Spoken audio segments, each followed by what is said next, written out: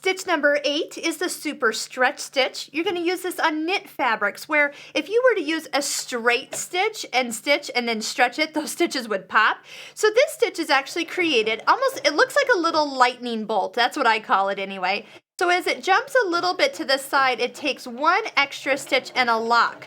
So you just use this as like a regular straight stitch. It's very, very narrow. You can see on your settings here, it starts at a stitch width of 1 and a stitch length of 2.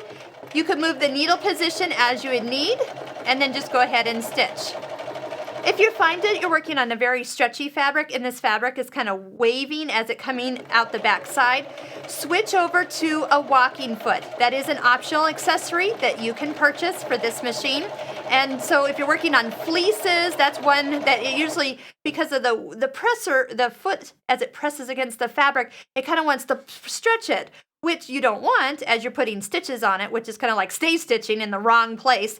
And so that walking foot will kind of step up and go get the fabric and pull it in with the teeth that are underneath on the underneath side. So that's what a walking foot does. I highly recommend having one anytime you start working on fabrics that are not cooperating with you.